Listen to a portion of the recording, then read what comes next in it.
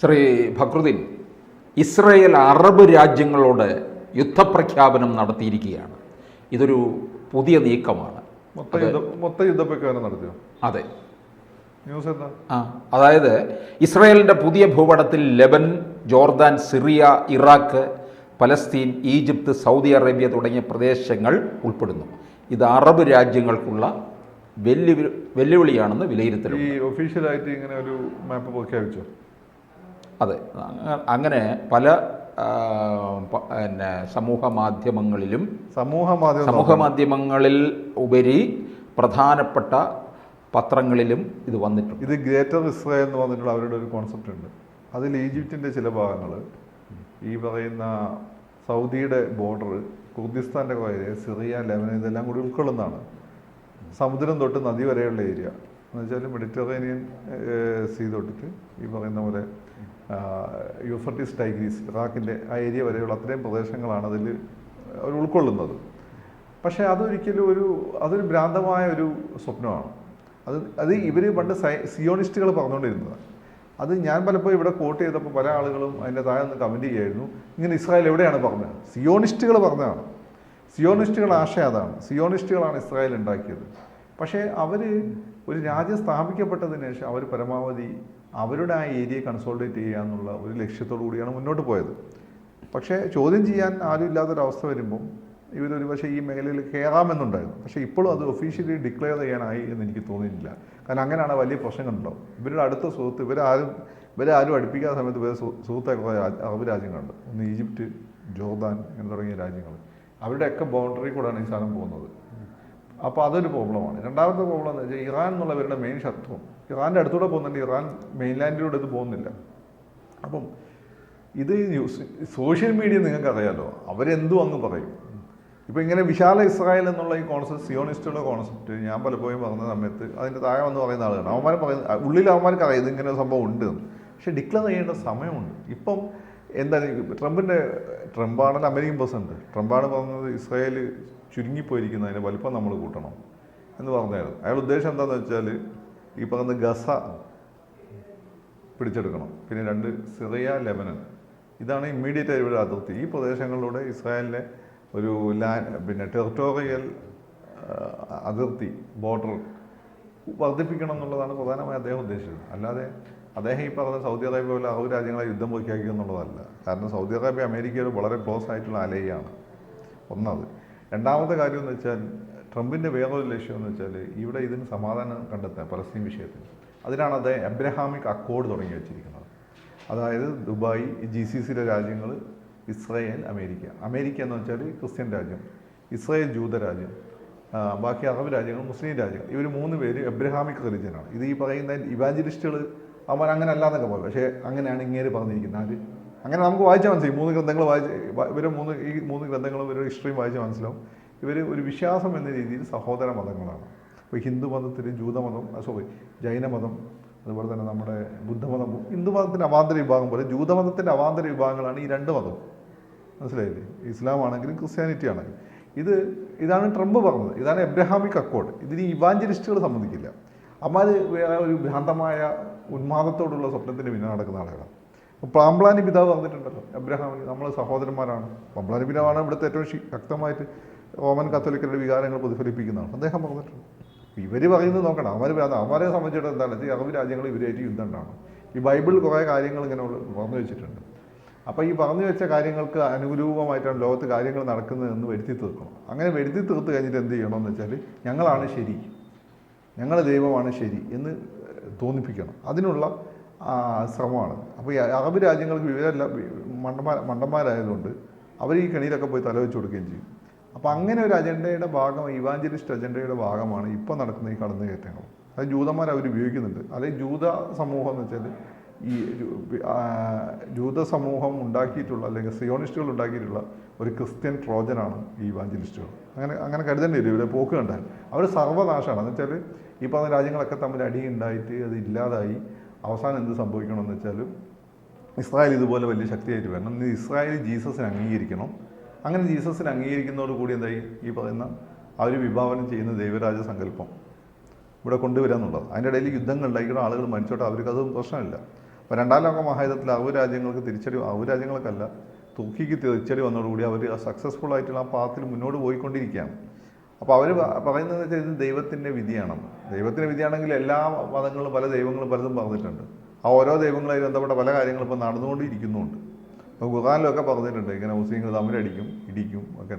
അത് നമ്മൾ Bible old testament നോക്കിക്കഴിഞ്ഞാൽ ജൂതന്മാർ അലഞ്ഞു തിരിഞ്ഞ് ഒരു വൈക്കാവും എന്നൊക്കെ പറയുന്നുണ്ട്, പീഡിപ്പിക്കപ്പെടും, പിന്നെ അപ്പോൾ ഇതെല്ലാം പല മതഗ്രന്ഥങ്ങളും പറഞ്ഞിട്ടുണ്ട്. ഇപ്പോൾ ഉള്ള രാഷ്ട്രീയ സാമ്പത്തിക സ്വാധീനം ഉപയോഗിച്ചുകൊണ്ട് അവർ ആ പറഞ്ഞതിനനുസരിച്ച് കാര്യങ്ങൾ ചെയ്യാൻ നോക്കണം. മനസ്സിലായി? അപ്പോൾ അതിൻ്റെ ഭാഗമായി അങ്ങനെ ഒരു ഭ്രാന്തൻ ആശയമാണ് ഇത്. ഇസ്രായേൽ പെട്ടെന്ന് ഈ ആശയം അംഗീകരിച്ച് മുന്നോട്ട് പോകുന്ന എനിക്ക് തോന്നുന്നത് അമേരിക്ക ട്രംപ് എതിരാണ്. ട്രംപ് അത്തരം സങ്കല്പങ്ങൾക്ക് ട്രംപ് എതിരാണ്. രണ്ടാമത്തെ കാര്യം എന്ന് വെച്ചാൽ ട്രംപ് ഇപ്പോൾ അബ്രഹാമിക് റിലീജിയൻ ലോകത്ത് സമാധാനം കൊണ്ടുവരും, അങ്ങനെ നോബൽ സമ്മാനം അടിക്കുക, അതാണ് ട്രംപിൻ്റെ ഉദ്ദേശം. അത് നല്ലൊരു കോൺസെപ്റ്റുമാണ്. കാരണം ഇവർ മൂന്നും അടുത്ത വിശ്വാസത്തിൻ്റെ കാര്യം, ഇവർ ചരിത്രത്തിൻ്റെ കാര്യത്തിലൊക്കെ ഇവർ ഹിസ്റ്ററി നിങ്ങൾ എടുത്തു വയ്ക്കഴിഞ്ഞാൽ ഇവർ പിന്നെ ചരിത്രപരമായി ഫിലോസഫിക്കലി ഇവർ ഏതാണ്ട് ഒരേ ആശയം പിന്തുടരുന്ന ആളുകളാണ്. അത് ചെറിയ വ്യത്യാസങ്ങൾ ഇവർ തമ്മിലുള്ളൂ. അതിപ്പം ഇസ്ലാം ഇപ്പം ഇൻ്റർനാഷണൽ തോറ്റു നിൽക്കുന്ന ഒരു മതം ആയതുകൊണ്ട് ഇപ്പം ഇസ്ലാമായിട്ട് ഞങ്ങൾക്ക് ബന്ധമില്ല ഈ തീവ്രവാദികൾ. പക്ഷേ റോമ കത്തോലിക്കരാ പറയില്ല. ഇപ്പം പാമ്പളാനി പിതാവൊക്കെ പറയുന്നത് എബ്രഹാമിക് ട്രഡീഷനാണ്. അത് തന്നെയാണ് ട്രംപും പറഞ്ഞിരിക്കുന്നത്. അപ്പം മുമ്പാണ് മധ്യകാലഘട്ടത്തിലാണ് ജൂതന്മാർ ഇസ്ലാം നമ്മൾ വളരെ വേണ്ടപ്പെട്ട ആളുകളാണ്. കാരണം മുസ്ലിം രാജാക്കന്മാരുടെ അണ്ടറിലാണ് ഇവർ ഫ്ലറിഷ് ചെയ്യുന്നത്. അവരെ അടിച്ചു പിരിഞ്ഞതിന് ശേഷമുള്ള ഇവരുടെ സുവർണ്ണ കാലഘട്ടം, അല്ലെങ്കിൽ ഇവരുടെ ചരിത്രത്തിൽ രണ്ടാം സുവർണ്ണ കാലഘട്ടം ഉമയ്യദ് രാജവംശം സ്പെയിൻ ഭരിച്ച സമയത്ത് അവിടെയാണ്. ഇവിടെ ഇസ്ലാമിക് എംപയറിൻ്റെ അടിയിലാണ്. അന്ന് വരെ മറ്റുള്ളവർ വേട്ടയാടിക്കൊണ്ടിരിക്കുകയായിരുന്നു. അപ്പം ഇവർ പറയും റോമക്കാർ വേട്ടയാടിയെന്ന് പറയും. റോമക്കാർ വേട്ടയാടി അവർക്ക് അതിൻ്റെതായ കാരണങ്ങളുണ്ട്, ഞങ്ങളത് ചെയ്തിട്ടില്ല എന്ന് പറയും. പക്ഷേ വേട്ടയാടിക്കൊണ്ടിരിക്കുകയായിരുന്നു. അതായത് ഞാൻ വർഗീയവാദി ഇല്ലാത്തതുകൊണ്ടും ഞാൻ നാട്ടിലെ ആളുകൾ സമാധാനത്തോട് കഴിയാൻ ആഗ്രഹിക്കുന്ന ആളുകൾ ഈ മതത്തിൻ്റെ സത്ത ഒന്നാണ് എന്നുള്ളതുകൊണ്ടും ഈ മതം ലോകത്തുള്ള എല്ലാ മതങ്ങളും സത്ത ഒന്ന് തന്നെയാണ്. ഒരു ദൈവവിശ്വാസത്തിൽ അധിഷ്ഠിതമാണ് ഈ മതങ്ങളെല്ലാവരും സത്ത. ആ ദൈവങ്ങളുടെ വിശദാംശങ്ങൾ അതായത് സിവിലൈസേഷൻ്റെ വ്യത്യാസം അനുസരിച്ച് ഡിഫറൻ്റ് ആയിരിക്കും. ഇപ്പോൾ നമ്മുടെ ഇവിടുത്തെ ഓരോ ട്രഡീഷൻ അനുസരിച്ച് വ്യത്യസ്തമായ ദൈവസങ്കല്പങ്ങളാണ് നമുക്കുള്ളത്. അപ്പോൾ അതേപോലെ തന്നെ അറേബ്യയിലെയും അവിടുത്തെ ദൈവസങ്കല്പം ഓൾഡ് ടെസ്റ്റ്മെൻറ്റ് വളരെ ഫെറോഷ്യസ് ആയിട്ടുള്ള ഗോഡാണ്. പല്ലിന് പല്ലും പിന്നെ കണ്ണിന് കണ്ണും ചോദിക്കുന്ന, ചരിത്രത്തിൽ നമ്മൾ പറയുമ്പോൾ ഹമ്മറബിയുടെ കോഡ് പറഞ്ഞ പോലുള്ള ഒരു ദൈവസങ്കല്പമാണ്. ജീസസിൻ്റെ ദൈവസങ്കല്പം കരുണാമയനാണ്, എല്ലാം ക്ഷമിക്കുന്ന ആളാണ്. ഇസ്ലാമിക്ക് വരുമ്പോൾ ഇതിൻ്റെ ഒരു മിക്സറാണ്. കാരണം ഈ രണ്ട് മതം ഉണ്ടായതിനു ശേഷം ആ ട്രഡീഷൻ്റെ ഭാഗമായിട്ട് വന്ന മതമാണ് ഇസ്ലാം. അപ്പോൾ അതിൽ അവർ പരമാവധി പ്രാക്ടിക്കലാവാൻ ശ്രമിച്ചിട്ടുണ്ട്. പക്ഷേ 600 വർഷം മുമ്പ് 1400 വർഷം മുമ്പ് അത് പ്രാക്ടിക്കലായിരുന്നു. ഇപ്പോൾ അത് മാറ്റം വരുത്തേണ്ട സമയമായി. കാരണം ചരിത്രം ഒരുപാട് മുന്നോട്ട് പോയി. ജൂതന്മാരുടെ കോർ ഇഷ്യൂസിൽ കോർ വിശ്വാസത്തിൽ മാറ്റം വരുത്താതെ തന്നെ അവർ വിശദാംശങ്ങൾ വലിയ മാറ്റം വരുത്തിയിട്ടുണ്ട്. ക്രിസ്ത്യാനികൾ വരുത്തിയിട്ടുണ്ട്. മുസ്ലിംസ് മാത്രമാണ് വലിയ രീതിയിൽ ഇപ്പം വരുത്താത്തത്. അത് ഇനി വരുത്തേണ്ടതായിട്ട് വരും. എങ്കിലാണ് ഈ കാലഘട്ടത്തിൽ മാത്രമേ നിൽക്കാൻ പറ്റൂ. അപ്പം ഇപ്പോൾ ഈ പറഞ്ഞ സോഷ്യൽ മീഡിയയിലുള്ള ഹൈപ്പ് എന്നുള്ള ഉപരിയായിട്ട് ഒരു 10-25 വർഷത്തേക്ക് ഇങ്ങനൊരു പ്ലാൻ അവർ നടപ്പിലാക്കുമെന്ന് എനിക്ക് തോന്നുന്നില്ല. അത് കഴിഞ്ഞിട്ടൊരു പക്ഷേ സിയോണിസവുമായിട്ട് ബന്ധപ്പെട്ട എല്ലാ കാര്യങ്ങളും അവർ നടപ്പിലാക്കുന്നില്ല. അതാ സമയത്ത് എന്താണ് ആവശ്യം അതാണ് നടപ്പിലാക്കുന്നുള്ളത്. ഇങ്ങനെ മാപ്പൊക്കെ പുറത്ത് വിട്ട് കഴിഞ്ഞാൽ വലിയ പ്രശ്നമായി. ഇസ്രായേൽ ഭയങ്കരമായിട്ട് ഒറ്റപ്പെട്ടു പോകും. അമേരിക്കയ്ക്ക് തന്നെ ട്രംപിന് തന്നെ പല ലിമിറ്റേഷനും വരും. അപ്പം ഞാൻ തിരിച്ച് വേറൊരു സംശയം ചോദിക്കട്ടെ. ഇനി അഥവാ ഇങ്ങനെ ഒരു നീക്കം ഉണ്ടെന്നുണ്ടെങ്കിൽ ഈ അറബ് രാഷ്ട്രങ്ങളെല്ലാം കൂടി ഒന്നിച്ചാലോ? നടക്കില്ല. അറബ് രാഷ്ട്രങ്ങൾ ഒന്നിച്ചാൽ അവരുടെ വിമാനങ്ങളൊക്കെ അമേരിക്കയുടെ വിമാനമല്ലേ. ഇപ്പം ഇങ്ങനെ നടന്നൊരു യുദ്ധം ഉണ്ടായി കഴിഞ്ഞാൽ അമേരിക്ക സ്വാഭാവികമായിട്ട് ആരോ കൂടാണെന്ന് വെച്ചാൽ ഇസ്രായേലിൻ്റെ കൂടെ നിൽക്കുമോ? അപ്പോൾ അവിടെ ഈ വിമാനങ്ങളൊക്കെ തന്നെ സ്പെയർ പാർട്സ് കിട്ടില്ല, അല്ലെങ്കിൽ വിമാനങ്ങൾ എൻജിൻ സ്റ്റാർട്ടാവില്ല. അത് മാത്രമല്ല ഇസ്രായേലിൻ്റെ ഒരു ഫയർ പവറിൻ്റെ മുന്നിൽ പിടിച്ചു നിൽക്കാനുള്ള ശേഷി അവർക്കില്ല. ഇസ്രായേലിൻ്റെ മൊസാദ് ഇൻ്റലിജൻസ് വളരെ സ്ട്രോങ് ആണ്. മുഹമ്മദ് ബിൻ സുൽത്താൻ്റെ രാജകൊട്ടാരത്തിൽ വരെ ഒരാളുകളുണ്ടാവും. അപ്പോൾ അതുകൊണ്ട് അവർക്ക് പിടിച്ചു നിൽക്കാനും പറ്റില്ല. പക്ഷേ അങ്ങനെ എസ്കലേഷനിലേക്ക് ലോകം പോകും എന്ന് ഞാൻ കരുതുന്നില്ല.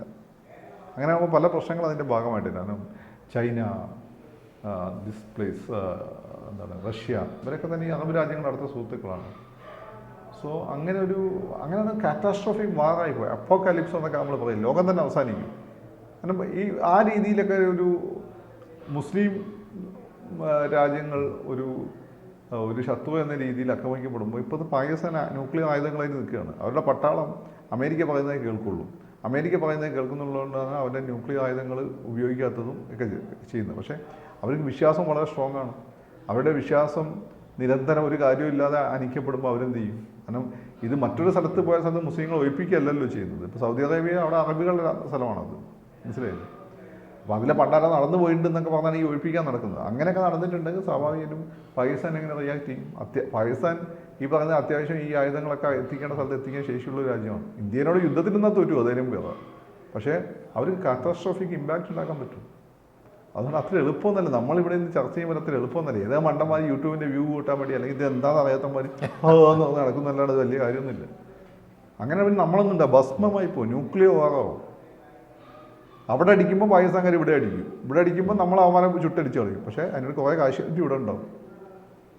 പാകിസ്ഥാൻ്റെ പരിപാടി എങ്ങനെയാണല്ലോ, അല്ല മെയിൻ ശത്രു ഇന്ത്യയാണ്, സത്താൻ എന്ന് പറയുന്നത് ഇന്ത്യയാണ്. അപ്പോൾ ആരും ഉപയോഗിക്കാതിരിക്കുന്നത് അമേരിക്ക സമ്മതിക്കാത്തതുകൊണ്ടാണ്. അല്ല അവന്മാർക്ക് ഭ്രാന്തന്മാരാണ്. പക്ഷെ അവിടെ ഉപയോഗിച്ച ആ സക്കത്തിന് അവന്മാർ ചിലപ്പോൾ ഇവിടെ ഉപയോഗിക്കും. പിന്നെ ന്യൂക്ലിയർ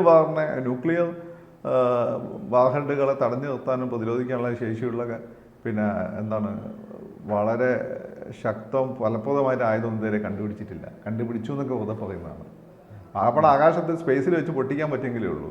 അത് 10 12 ഒക്കെ ഈ പറഞ്ഞ ഫോർമുലകൾ ഉപയോഗിക്കും. അതിൽ 4 ഒറിജിനലും ബാക്കി ഫേക്കും ആണെങ്കിൽ ഈ ചിലപ്പം ഇതിനെ നേരിടാൻ പോകുന്ന മിസൈലുകൾക്ക്, ഇപ്പോൾ പേട്രിയറ്റ് ഇങ്ങനെയുള്ള മിസൈലുകളുണ്ടല്ലോ, അവർക്കത് നശിപ്പിക്കാൻ പറ്റില്ല. അത് ചിലപ്പോൾ 1 2 താഴെ വീഴും. അത് വീണാൽ മതി. നമ്മൾ വിചാരിക്കുന്നതല്ല ഇതിന് ഇമ്പാക്റ്റ്. ആദ്യം മനസ്സിലാക്കും. കൂടുതൽ വാർത്തകളും വിശേഷങ്ങളും നിങ്ങളിലേക്ക് എത്താൻ ABC മലയാളം സബ്സ്ക്രൈബ് ചെയ്യുക, ബെൽ ബട്ടണും അമർത്തുക.